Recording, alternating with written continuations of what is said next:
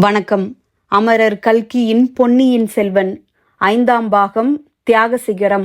அத்தியாயம் 7. மக்கள் குதூகலம். ஓடக்கார முருகையன் தன் மனைவி போட்ட கூக்குரலை கேட்டு திடுக்கிட்டு திகைத்தான். மறுபடியும் அவளை பார்த்து கையினால் சமிஞ்ஞைகள் செய்து கொண்டே, "பெண்ணே, என்ன உளறுகிறாய்? உனக்கு பைத்தியமா?" என்றான். "எனக்கு ஒன்றும் பைத்தியமில்லை. உனக்கு பைத்தியம், உன் அப்பனுக்கு பைத்தியம், உன் பாட்டனுக்கு பைத்தியம். உனக்கு இவரை அடையாளம் தெரியவில்லை. ஈழத்தை வெற்றி கொண்டு மன்னன் மகிந்தனை மலைநாட்டுக்கு துரத்திய வீரரை உனக்கு இன்னார் என்று தெரியவில்லையா? சக்கரவர்த்தியின் திருக்குமாரரை, சோழ நாட்டு மக்களின் கண்ணின் மணியானவரை, காவேரி தாய் காப்பாற்றி கொடுத்த தவப்புதல்வரை உன்னால் அடையாளம் கண்டுகொள்ள முடியவில்லையா? அப்படியானால் இவரோடு எதற்காக நீ புறப்பட்டாய்? எங்கே போக புறப்பட்டாய்?" என்றாள் ராக்கம்மாள். இளவரசர் இப்போது குறுக்கிட்டு, "பெண்ணே, நீ என்னை யாரென்றோ தவறாக நினைத்து கொண்டாய்.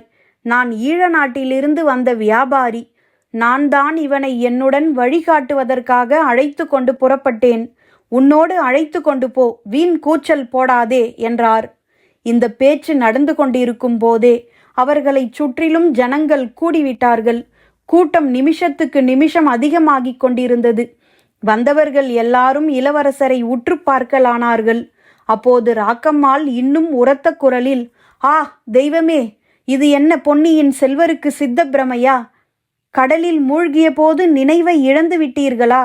அல்லது அந்த பாவி புத்த பிக்ஷுக்கள் இப்படி தங்களை மந்திரம் போட்டு வேறொருவர் என்று எண்ணச் செய்து விட்டார்களா? அல்லது ஐயையோ, அப்படியும் இருக்குமா? தாங்கள் இறந்து போய் தங்கள் திருமேனியில் எவனேனும் கூடுவிட்டு கூடு பாயும் வித்தை தெரிந்தவன் வந்து புகுந்திருக்கிறானா? அப்படியெல்லாம் இருக்க முடியாது. கோமகனே, நன்றாக யோசித்து பாருங்கள். தாங்கள் வியாபாரி அல்ல, சுந்தர சோழ சக்கரவர்த்தியின் திருப்புதல்வர்.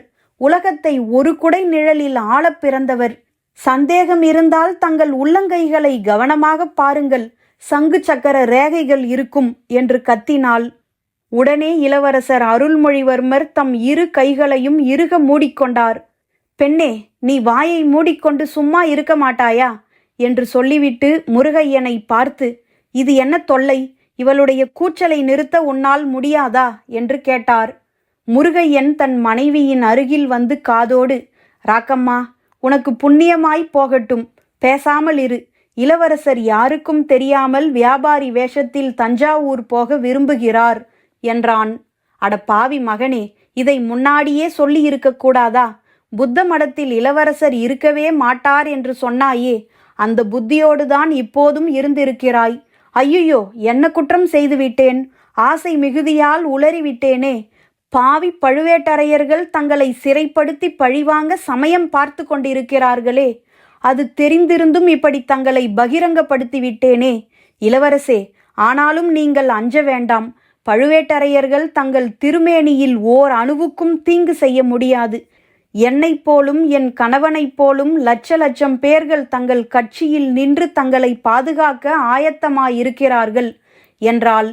உடனே தன்னை சுற்றிலும் நின்ற பெருங்கூட்டத்தை பார்த்து, "நான் சொன்னதை நீங்கள் எல்லாரும் ஆமோதிக்கிறீர்கள் அல்லவா? உங்களில் யாரேனும் பழுவேட்டரையர் கட்சியை சேர்ந்தவர்கள் உண்டா? அப்படியானால் அவர்கள் இப்படி முன்னால் வாருங்கள். என்னை முதலில் கொன்றுவிட்டு பிறகு இளவரசருக்கு தீங்கு செய்ய எண்ணுங்கள்" என்று அலறினாள். அதுவரையில் அடங்காத வியப்புடன் பார்த்து கேட்டுக்கொண்டிருந்த மக்கள், "பொன்னியின் செல்வர் வாழ்க, ஈழம் கொண்ட வீராதி வீரர் வாழ்க" என்று பெரிய கோஷத்தை கிளப்பினார்கள். அதை கேட்டுவிட்டு மேலும் பல மக்கள் திரண்டு வந்து அங்கே கூடினார்கள். அப்படி வந்தவர்களிலே நாகைப்பட்டினம் நகரத்தின் என் பேராய தலைவர் ஒருவரும் இருந்தார். அவர் கூட்டத்தை விலக்கிக் கொண்டு முன்னால் வந்து, "கோமகனே, தாங்கள் இந்த நகரின் சூடாமணி விகாரத்தில் இருந்து வருவதாக கேள்விப்பட்டோம். அந்த வதந்தியை நாங்கள் நம்பவில்லை. இப்போது உண்மை அறிந்தோம். நேற்று அடித்த பெரும் புயல் இந்த நகரத்தில் எத்தனையோ நாசங்களை விளைவித்திருக்கிறது. ஆனாலும் தங்களை புத்த விகாரத்திலிருந்து பத்திரமாய் வெளிக்கொணர்ந்ததே, அதை முன்னிட்டு புயலின் கொடுமைகளையெல்லாம் மறந்து விடுகிறோம். இந்த நகரில் தங்களுடைய பாதம் பட்டது இந்நகரின் பாக்கியம்" என்று கூறினார். இளவரசர் இனிமேல் தன்னை மறைத்து கொள்ள பார்ப்பதில் பயனில்லை என்று கண்டுகொண்டார். "ஐயா, தங்களுடைய அன்புக்கு மிக்க நன்றி. இந்த நகர மாந்தரின் அன்பு என்னை பரவசப்படுத்துகிறது. ஆனால் வெகு முக்கியமான காரியமாக நான் தஞ்சாவூருக்கு அவசரமாக போக வேண்டியிருக்கிறது. பிரயாணம் தடைப்படக்கூடாது என்பதற்காகத்தான் இப்படி வியாபாரியின் வேடம் பூண்டு புறப்பட்டேன். எனக்கு விடை கொடுங்கள் என்றார். அப்போது கூட்டத்திலிருந்து ஒரு குரல் கிளம்பியது. கூடாது கூடாது, இளவரசர் இங்கே ஒரு நாளாவது தங்கி ஏழைகளாகிய எங்களின் உபச்சாரத்தை பெற்றுக்கொண்டுதான் புறப்பட வேண்டும் என்று உரக்க சத்தமிட்டு கூறியது அக்குரல். அதை பின்பற்றி இன்னும் ஆயிரம் குரல்கள் கூடவே கூடாது, இளவரசர் ஒரு நாளாவது இங்கே தங்கி இளைப்பாறிவிட்டுத்தான் போக வேண்டும் என்று கூச்சலிட்டன. என் பேராயத்தின் தலைவர் அப்போது, கோமகனே, என் நகர மக்களின் அன்பையும் உற்சாகத்தையும் பார்த்தீர்களா? எங்கள் உபச்சாரத்தை தாங்கள் ஏற்றுக்கொண்டு ஒருவேளையாவது எங்கள் விருந்தாளியாக இருந்துவிட்டுத்தான் போக வேண்டும். புத்த பிக்ஷுக்கள் செய்த பாக்கியம் நாங்கள் செய்யவில்லையா? நேற்று இந்நகர மாந்தர் தங்களை புத்த பிக்ஷுக்கள் மறைத்து வைத்திருக்கிறார்கள் என்று சந்தேகப்பட்டு சூடாமணி விகாரத்தையே தகர்த்து மண்ணோடு மண்ணாக்கிவிட பார்த்தார்கள். அந்த சமயத்தில் புயல் வந்துவிட்டது. நாங்கள் செய்ய தவறியதை புயல் செய்துவிட்டது. விகாரம் இடிந்து மண்ணோடு மண்ணாகிவிட்டது என்று சொன்னார். அதை கேட்ட இளவரசர், ஐயா, தாங்கள் புத்த பிக்ஷுக்கள் மீது குற்றம் சுமத்தியது சரியல்ல. என்னுடைய வேண்டுகோளுக்காகவே பிக்ஷுக்கள் புத்த விகாரத்தில் என்னை வைத்திருந்தார்கள். நோய்வாய்ப்பட்டு உயிருக்கு மன்றாடிய என்னை யமனுடைய பாசக்கயிற்றிலிருந்து காப்பாற்றினார்கள். சூடாமணி விகாரம் விழுந்துவிட்டது என்று கேட்டு என் மனம் வேதனைப்படுகிறது. அதை திருப்பி கட்டி கொடுப்பது என்னுடைய கடமை என்றார். ஆகா, இதெல்லாம் முன்னரே எங்களுக்கு தெரியாமல் போயிற்றே. இப்போது தெரிந்துவிட்டபடியால் சூடாமணி விகாரத்தை நாங்களே புதுப்பித்து கட்டி கொடுத்து விடுவோம். இளவரசே, தாங்கள் ஒருவேளை எங்கள் விருந்தாளியாக மட்டும் இருந்துவிட்டு போக வேண்டும் என்றார் என் பேராயத்தின் தலைவர். ஆமாம் ஆமாம் என்று 10,000கணக்கான மக்களின் குரல்கள் எதிரொலி செய்தன. இளவரசே, இங்கே தங்குவதினால் ஏற்படும் தாமதத்தை சரிப்படுத்திக் கொள்ளலாம். தாங்களோ கால்நடையாக புறப்பட்டிருக்கிறீர்கள். புயல் மழை காரணமாக சோழ நாட்டு சாலைகள் எல்லாம் தடைப்பட்டு கிடக்கின்றன. நதிகளிலெல்லாம் பூரண வெள்ளம் போகிறது. கால்நடையாக சென்று எப்போது போய் சேர்வீர்கள்? தங்களை யானை மீது வைத்து ஊர்வலமாக அனுப்புகிறோம். தங்களுடன் நாங்கள் அனைவரும் வந்து தஞ்சாவூருக்கே கொண்டுவிட்டு வருகிறோம் என்றார் என் பேராயத்தின் தலைவர். அவர் பேசிக்கொண்டிருக்கையில் ஜனங்களின் கூட்டம் மேலும் அதிகமாகிக் கொண்டிருந்தது. இளவரசர் யோசித்தார். காரியம் என்னவோ கெட்டுப்போய்விட்டது. ரகசியம் வெளியாகிவிட்டது. ராக்கம்மாள் மூடத்தனமாக கூச்சலிட்டு வெளிப்படுத்திவிட்டாள். மூடத்தனத்தினால் வெளிப்படுத்தினாளா அல்லது வேறு ஏதேனும் நோக்கம் இருக்குமா? எப்படி இருந்தாலும் இந்த நகர மக்களின் அன்பை மீறிக்கொண்டு உடனே புறப்படுவது இயலாத காரியம். அதனால் இவர்கள் மனக்கஷ்டம் அடைவார்கள். அதோடு உத்தேசத்தில் உள்ள நோக்கம் மேலும் தவறினாலும் தவறிவிடும். மத்தியானம் வரையிலேனும் இருந்து இவர்களை சமாதானப்படுத்திவிட்டுத்தான் போக வேண்டும். புயலினால் கஷ்ட நஷ்டங்களை அடைந்தவர்களுக்கு சிறிது ஆறுதல் கூறிவிட்டு போக வசதியாகவும் இருக்கும். ஆகா, நான் இச்சமயம் என்னை வெளிப்படுத்திக் கொள்வதால் நாட்டில் குழப்பம் விளையும் என்று இளைய பிராட்டி குந்தவை கூறினாரே, அது எவ்வளவு உண்மையான வார்த்தை! என் தமக்கையை போன்ற அறிவாளி இந்த உலகிலேயே யாரும் இல்லைதான்.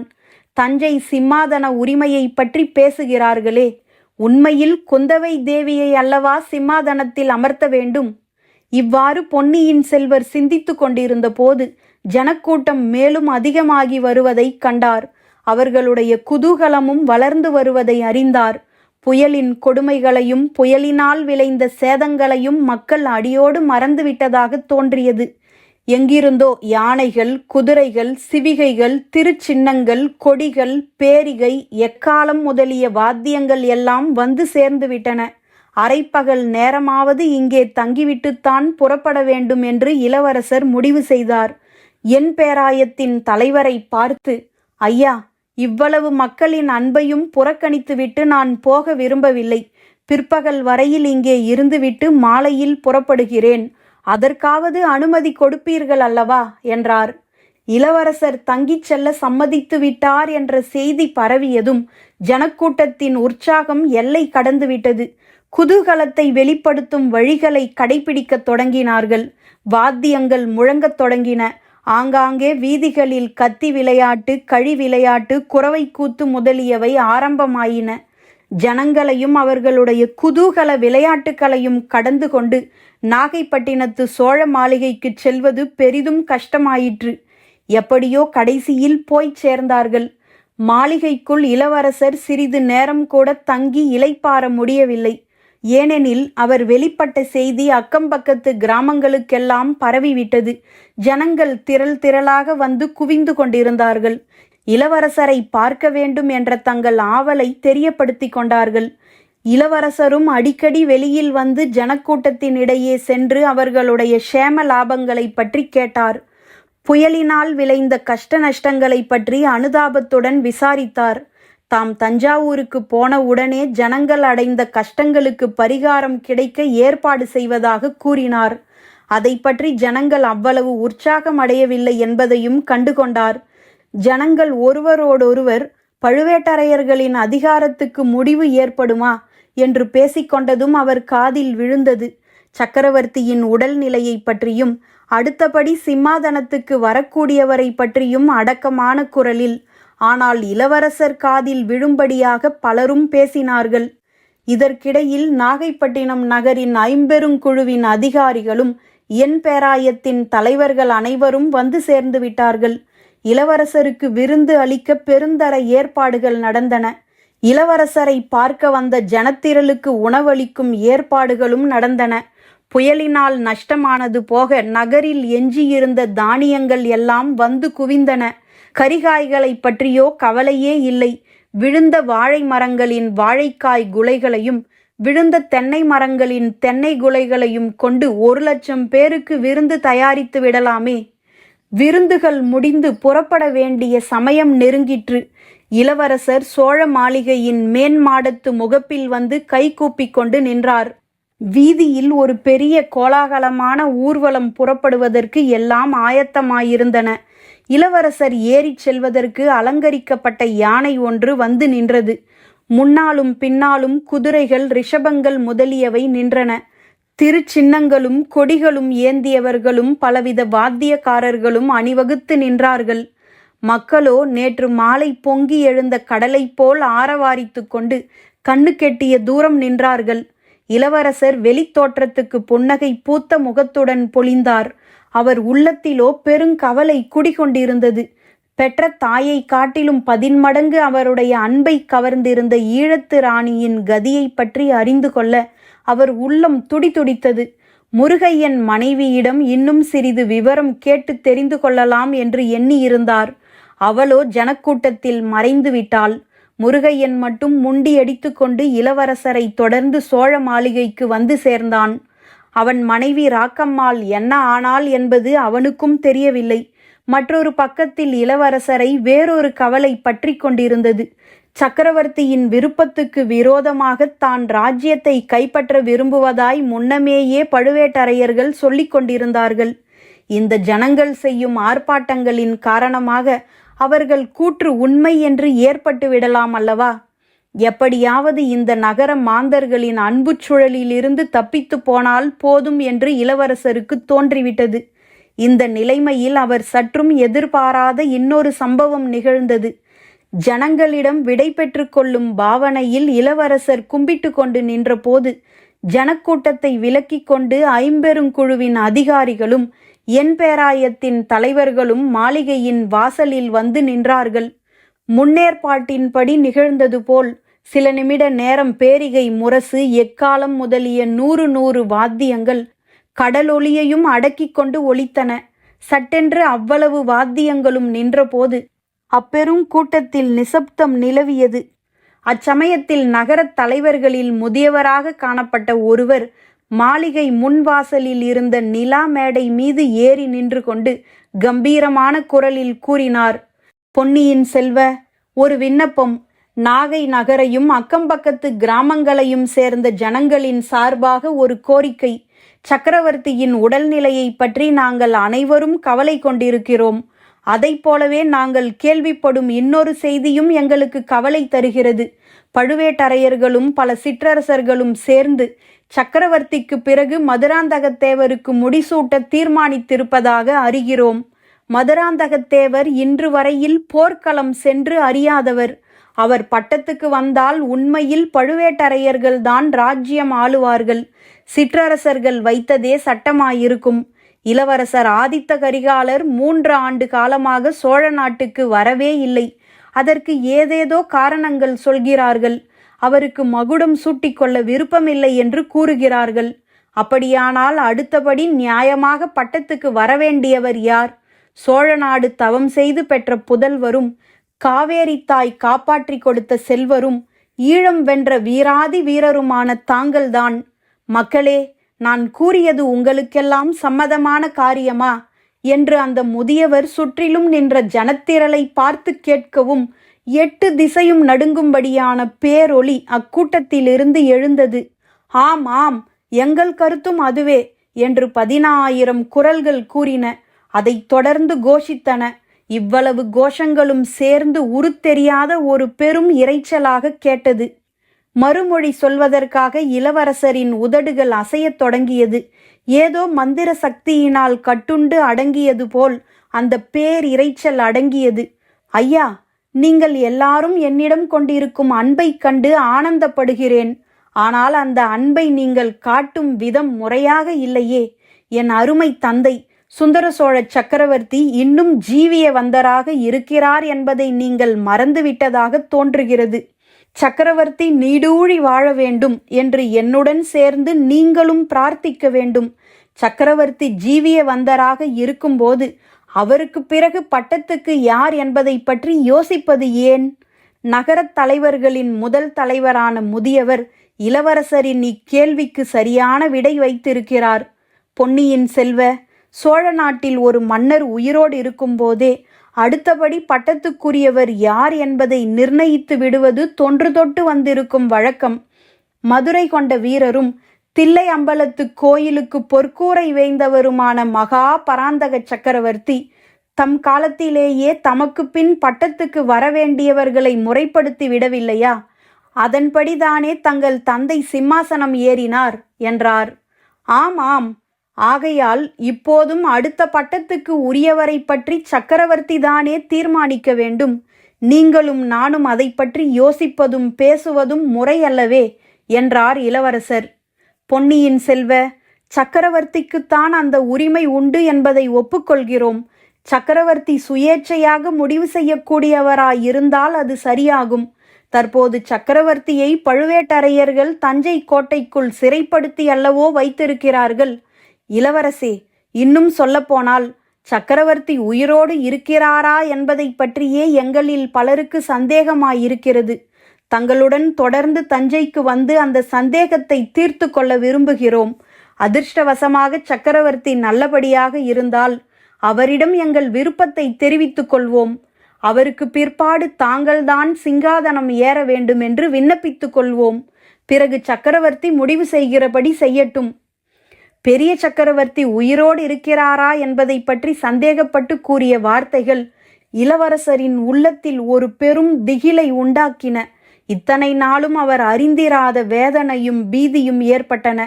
சக்கரவர்த்தியின் உயிருக்கு ஏதோ ஆபத்து நெருங்கிவிட்டது போலவும், அதை தடுக்க முடியாத தூரத்தில் தாம் இருப்பது போலவும் ஒரு பிரமை உண்டாயிற்று. ஈழத்து ராணியை யாரோ மூர்க்கர்கள் பலவந்தமாக பிடித்து கொண்டு போன விவரமும் நினைவுக்கு வந்தது. இனி ஒரு கணமும் தாமதியாமல் தஞ்சை போய் சேர வேண்டும் என்ற பரபரப்பு ஏற்பட்டது. ஒரு சில வினாடி நேரத்தில் இளவரசர் தாம் செய்ய வேண்டியது இன்னதென்று தீர்மானித்து கொண்டார். இவர்களுடன் வாதமிட்டு கொண்டிருப்பதில் பயனில்லை. பிரயாணப்படுவதுதான் தாமதமாகும். இப்போது இவர்கள் பேச்சை ஒப்புக்கொண்டதாக சொல்லி பிரயாணப்பட்டுவிட்டால் வழியில் போக போக வேறு உபாயங்களை கண்டுபிடித்து கொள்ளலாம். ஐயா, உங்களுடைய விருப்பத்துக்கு நான் குறுக்கே நிற்கவில்லை. சக்கரவர்த்தியை பற்றி தாங்கள் கூறியது அவரை தரிசிக்க வேண்டுமென்ற என் கவலையை அதிகரித்துவிட்டது. நான் உடனே புறப்பட வேண்டும். நீங்களும் சக்கரவர்த்தியை தரிசிக்க விரும்பினால் தாராளமாக என்னுடன் வாருங்கள். பட்டத்து உரிமையை பற்றி சக்கரவர்த்தி என்ன சொல்லுகிறாரோ அதை கேட்டு நாம் அனைவரும் நடந்து கொள்வோம் என்றார். சிறிது நேரத்துக்கெல்லாம் இளவரசர் யானை மீது ஏறிக்கொண்டு பிரயாணப்பட்டார். ஆயிரக்கணக்கான மக்கள் அடங்கிய ஒரு மாபெரும் ஊர்வலம் தஞ்சையை நோக்கி புறப்பட்டது. போகப் போக இளவரசருடன் தொடர்ந்த ஊர்வலம் பெரிதாகிக் கொண்டிருந்தது.